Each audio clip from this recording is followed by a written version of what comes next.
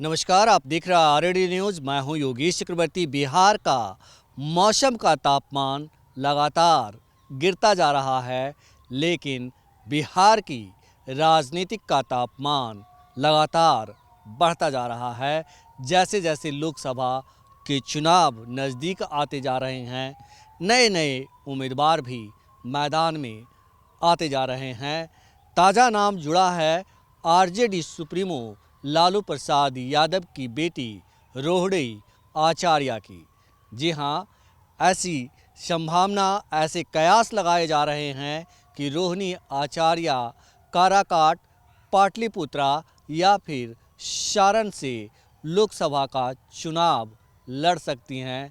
अगर रोहिणी आचार्य की शब्दों में कहें तो अगर जनता ऐसा चाहेंगी तो वे जनता की ज़रूर सुनेंगी, ऐसा रोहिणी आचार्य का कहना है। इसी मसले पर हम बात करते हैं वीरेंद्र यादव न्यूज़ के संपादक वीरेंद्र यादव जी से और जानने की कोशिश करते हैं कि आखिर रोहिणी आचार्य चुनाव लड़ना चाहती हैं तो इसमें वो कितना कामयाब रहेंगी। क्या सचमुच जो है आरजेडी उन्हें अपना टिकट थमाएगा। वीरेंद्र जी, कैसे देखते हैं ये जो कयास लगाए जा रहे हैं कि रोहिणी आचार्य जो है ये 3 लोकसभा क्षेत्र सारण, काराकाट और पाटलिपुत्रा में से एक से चुनाव लड़ सकती हैं, तो आप इसे कैसे देखते हैं? देखिए, रोहिणी जी लालू जी की लड़की पुत्री हैं, तो चाहे जहाँ से लड़ सकती हैं। पार्टी उनकी, पार्टी पिता टिकट देने वाले, चाहे चुनाव जहाँ से लड़ लें, कोई दिक्कत नहीं है। लेकिन जो मेरी संभावना लगती है कि उसमें पार्टी से नहीं लड़ेंगी। चुनाव लड़ेंगी तो काराकाट से लड़ेंगी या सारण से लड़ सकती हैं। पाटलिपुत्रा को संभावना नहीं है, क्योंकि पाटलिपुत्रा पहले ही मीसा भारती का दावा है, 2 बार चुनाव हार चुकी हैं। फिर तीसरी बार कोशिश करेंगी चुनाव लड़ने की कोशिश करेंगे अपनी को। लेकिन उनका जो अगर संभावना बनती भी है ना, तो काराकाट से या फिर सारण से, क्योंकि सारण इनका पारिवारिक सीट रहा है लालू जी का। काराकाट चूँकि उसका अपना उनका रोहिणी का ससुराल उसी क्षेत्र में पड़ता है, काराकाट क्षेत्र में, जो कि औरंगाबाद जिले का हिस्सा है, लेकिन लोकसभा के हिसाब से वो काराकाट में पड़ता है। तो उनकी अधिकांश संभावना लड़ने की होगी तो काराकाट से ही या फिर सारण से, क्योंकि सारण और काराकाट ही 2 जगह है जहाँ चुनाव उनके लिए बहुत सुरक्षित क्षेत्र माना जाएगा।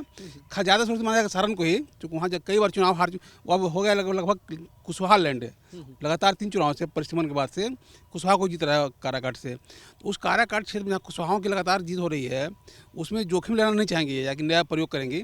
वो आसानी लगता है उनको कि लड़ने सारण से। लेकिन काराकाट भी चूँकि उनका अपना मैका ससुराल वहीं पे है, तो स्वाभाविक उनकी दावेदारी वहाँ से बनेगी। पता नहीं वोटर कहाँ के हैं, पटना के हैं कि वहीं के हैं कि कहीं और क्षेत्र के हैं। लेकिन अगर चुनाव लड़ेंगी तो अधिकांश संभावना लड़ने की सारण से है और काराकाट से भी है। कि पाटलिपुत्रा से चुनाव नहीं लड़ सकती क्योंकि वहाँ मीसा भारती की दावेदारी है।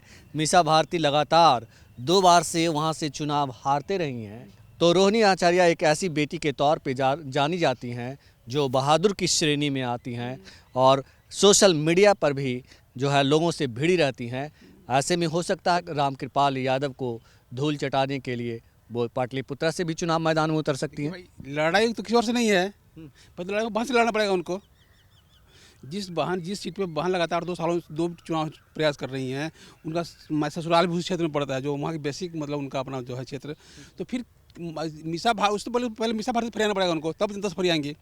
ये ज़रा मुश्किल है। अभी क्यों भाई ये को ज़बरदस्त किसी बहने से माथा मारना है? छोड़ भाई, तू अपनी जगह पर रह। लेकिन चूँकि सारण और काराकाट, सारण तो चूँकि लालू जी का सीट रहा है, चुनाव कई बार जीतते रहे सारण से, ज़्यादा स्वाभाविक उनका सीट वही माना जाएगा। लेकिन काराकाट को भी चूँकि उनका अपना क्षेत्र जहाँ वोटर हैं या जहाँ ससुराल उनका है वो है काराकाट, इस हिसाब से वो काराकाट को पसंद करेंगे। लेकिन सारण भी उनके लिए मतलब फर्स्ट प्रायोरिटी तो सारण रहेगा। अगर किसी वजह से यहाँ पे सेटिंग में गड़बड़ा इधर उधर होने में, माने पार्टी गठबंधन में या फिर पारिवारिक, क्योंकि वहाँ और दावेदार भी उस सीट के लिए, सारण के लिए रोहिणी नहीं है, संभवतः तेजस्वी यादव की पत्नी भी साथ चुनाव से लड़ेंगे अगर लड़ेंगी चुनाव तो, अगर ऐसा हुआ तो उस स्थिति में ननद भौजाई में कौन लड़ेगा कौन कहाँ से कहना मुश्किल है। लेकिन ये तय हो गया है, हमको जो लगता है कि दोनों तेजस्वी जी की पत्नी और रोहिणी आचार्य अगले लोकसभा चुनाव दोनों मैदान में रहेंगे, काराकाट या सारण। जी जी जी। और मीसा भारती मतलब भी पाटलिपुत्रा से वो रिजर्व है, उस पर हमें कोई शक नहीं, कोई वहाँ हाथ लगाने जाएगा, ताकने जाएगा उधर कोई। देखिए, बाहर को आने वाला नहीं है, ऐसी 9 भाई बहनों में कोई ना कोई लड़ने आएगा, तो किसी में और कोई घुसे किसी में हिम्मत नहीं है।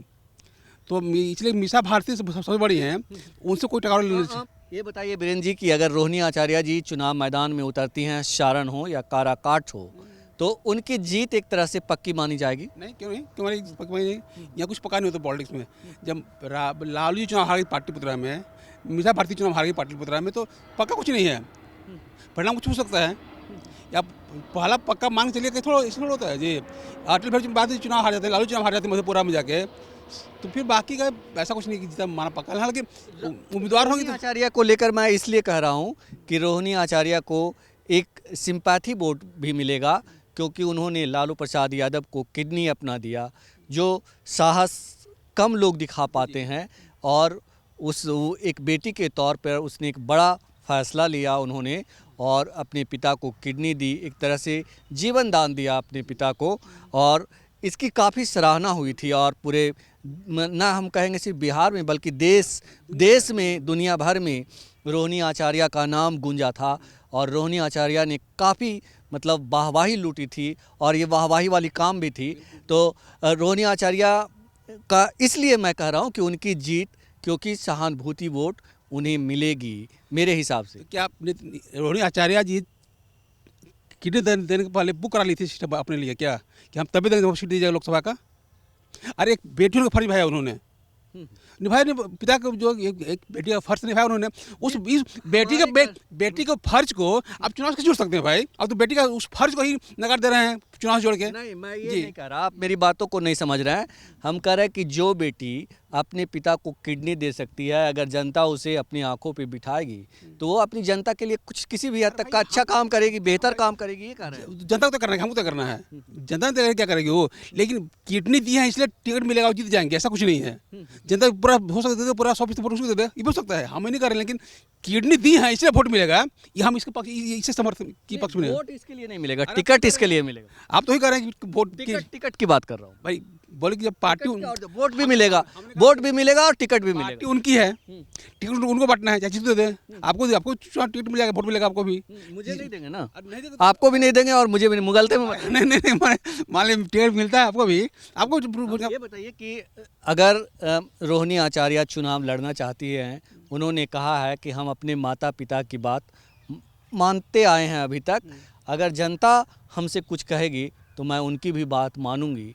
तो अगर काराकाट की जनता काराकाट से उन्हें आमंत्रित करती है चुनाव लड़ने के लिए, सारण की जनता उन्हें आमंत्रित करती है, तो क्या लगता है आपको इन दोनों सीटों में कौन सा सीट रोहिणी आचार्य अपने लिए चूज करेंगी? में सारण, हाँ, क्योंकि इसलिए कि आप कह रहे हैं कि वहाँ से बिहार के डिप्टी सीएम तेजस्वी यादव की पत्नी भी जो है रेस में है, टिकट की रेस में है। और सवाल क्या था, कहाँ चूज करेंगे?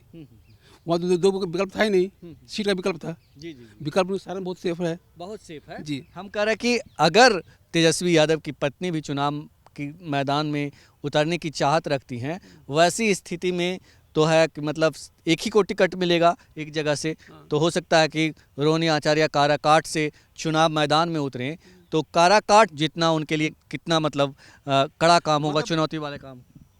काराकाट की तुलना में वो सीट ज़्यादा सेफ है, सारण का सेफ सीट, मैंने सेफ है, मतलब जीत तो कह सकती हैं, हार कह सकती हैं, वो अलग बात रही, लेकिन सेफ वहीं पे है ज़्यादा काराकाट, ये मेरा कहना है। सेफ सारण ज़्यादा सेफ उनके लिए है काराकाट की तुलना में। नहीं, आप सर कह रहे हैं कि जीत तो कहीं से सकता है, हार तो कहीं से सकता है। भाई लड़के तो हारे जीते कुछ हो, लड़के तो हारे जीते कुछ भी हो सकता है, लेकिन चुनाव अगर आदमी खोजा सेफ सीट कौन हमारे लिए है, तो उनके लिए सेफ सीट ज़्यादा काराकाट की तुलना में सारण है। हम सिर्फ ये कह रहे हैं क्योंकि लालू जी 77 से पॉलिटिक्स वहीं से कर रहे हैं, उनका गांव परिचय है। काराकाट तो इनके लिए तो मतलब ऐसे ही सीट है, बाहरी सीट है उनके लिए, लेकिन उनके लिए घरेलू सीट जो है ना सारा नहीं है, क्योंकि लालू जी 77 से वहीं से पॉलिटिक्स कर रहे हैं, मतलब लालू जी का पूरा पॉलिटिकल बेस सारा नहीं है। बेशक वो रहने वाले फुलवरिया का हो, एमपी बने मधेपुरा से भी, लेकिन जमीनी जो पॉलिटिकल उनकी है, गांव समझ जो उनकी पकड़ है उनकी हर व्यक्ति तक, सारा नहीं है। ज़्यादा सेफ उनके लिए ही है, हम सिर्फ ये कर रहे हैं कि उनके लिए काराकाट तो सेफ ज़्यादा है, क्योंकि उनके लिए अनजान क्षेत्र है। बिल्कुल। यहाँ एक सवाल ये भी आता है कि बेटी या बहू, ये भी लालू यादव को चुनने में थोड़ी सी मुश्किल होगी कि बेटी को उतारें या बहू को उतारें, तो ऐसी स्थिति में लालू जी कैसे फैसला लेंगे, बड़ा कठिन सवाल है। तो समस्या उनकी है, हम कल चिंता करें, जो समस्या उनकी हम कल चिंता करें भाई, वो सोचेंगे। हम कैसे किसके करेंगे? चिंता की तो बात है कि मतलब कैसे होगा ये, मतलब कैसे? उनसे करेंगे जी, हम सलाह देने जाए, हम सलाहकार उनकर हैं। नहीं, अगर आपको सलाह क्यों देना पड़ेगा तो उन्हें सलाह अगर इतना आपको सलाह देना पड़े तो कैसे दीजिएगा? जरूरत नहीं है उनको पड़ेगी भाई, उनको खुद क्या कर किसको बेटा है बहू, हम लोग अब क्या कौन करने वाले थे? सलाहकार तो कुछ कोई हाँ तो बहुत लोग हैं देने वाले, उसमें हम खा ले जबरी अपन ठूस अपन मुँह ठूसे उसमें जो मतलब का। अच्छा, ये नहीं है वीरेंद्र यादव न्यूज को अगर खबर लिखनी हो तो वीरेंद्र यादव न्यूज में किसको मतलब आप ये करेंगे, आगे बढ़ाएंगे? जो खबर छपेगी तो पढ़ लीजिएगा, खबर छपेगी तो पढ़ लीजिएगा। हमारी खबर क्या छपेगी वो लोग पढ़ने बाद समझता है, उससे पहले कोई नहीं समझता उसमें क्या छप रहा है। तो खबर छप पढ़ लीजिएगा, क्या हो इसमें।